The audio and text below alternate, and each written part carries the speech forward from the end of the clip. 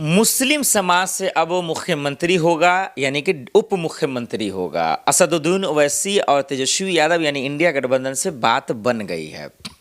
India गठबंधन में सब कुछ ठीक है, मुसलमानों का वोट अब इंडिया गठबंधन में जाएगा। अब ऐसी खबरें चलनी शुरू हो गई है। सच्चाई क्या है, इसकी ग्राउंड रिपोर्ट क्या है? सर्वे जो आखिरी सर्वे अब आ रहे हैं वोटिंग से पहले, पोलिंग बूथ के आसपास क्या आ रहे हैं वो बताएंगे। और असदुद्दीन ओवैसी से क्या बात बन गई है बैरिस्टर असदुद्दीन ओवैसी साहब से, और वहीं एनडीए में कि क्या नीतीश कुमार ही सीएम होंगे, क्या सम्राट चौधरी सीएम होंगे या फिर कुछ गच्चा हो जाएगा। प्रशांत किशोर कहाँ गायब चल रहे हैं ये भी समझना बहुत ज़रूरी हो गया। आइए लेकिन सबसे पहले इंडिया गठबंधन की तरफ रुख करते हैं। दर्शकों, जब से इंडिया गठबंधन ने ये ऐलान किया कि मुख्यमंत्री का जो चेहरा है वो तेजस्वी यादव होंगे, डिप्टी सीएम यानी कि उप मुख्यमंत्री का चेहरा है भाई 2% वाले होंगे, उसके बाद से लोगों का मिजाज घूम गया, दिमाग घूम गया कि भाई साहब ये कैसा न्याय है, ये कैसे सियासत है, ये कैसा मुसलमानों के वोट को लेने का भूख है कि उनका वोट ले रहे हैं, उनका अधिकार ले रहे हैं और उनको साइडलाइन कर रहे हैं। उनसे कोई मतलब नहीं, उनसे कोई तवज्जो नहीं।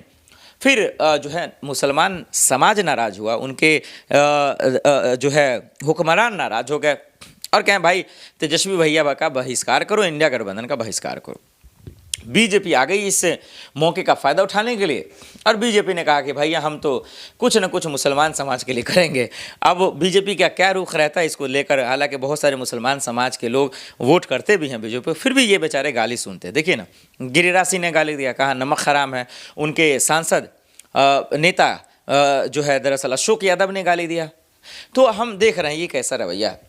लेकिन उसके बाद से अब बातें हो रही हैं। तेजस्वी यादव ने बाद में बातें कहा कि टेंशन मत लीजिए, सरप्राइज रहेगा भाई साहब, सो आप चिंता मत कीजिए। डिप्टी सीएम ने किसी को दिया तो ये 18% वाले भी होंगे।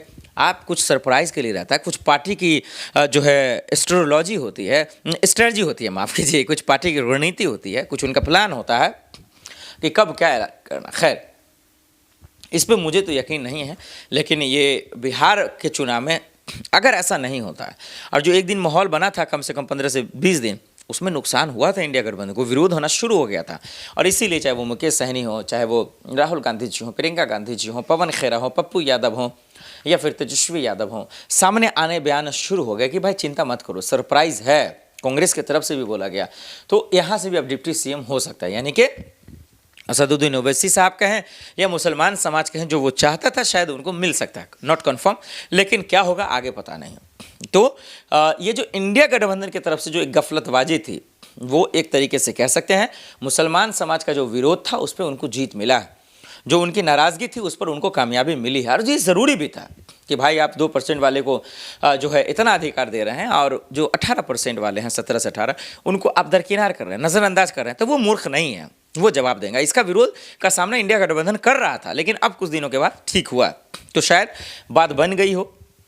शायद अब असदुद्दीन ओवैसी साहब भी नहीं कह रहे हैं, तो हो सकता है कि कहीं बाद में मिल जाए या पहले अंदर खाने बात हो गई हो। तो मुख्यमंत्री एक तरफ नीतीश कुमार, अब डिप्टी सीएम शायद 2 या 3 होगा इंडिया गठबंधन से। तो एक तरफ तो 2% वाले को ऐलान कर दिया गया, लेकिन बाकी अब मुसलमान समाज से कौन होगा ये आने वाले वक्त में पता चलेगा। लेकिन वहीं अब एनडीए में आइए, जरा सा बात कीजिए कि भैया के नीतीश कुमार होंगे, सम्राट चौधरी होंगे या कौन होगा? बीजेपी कब ऐलान करेगी?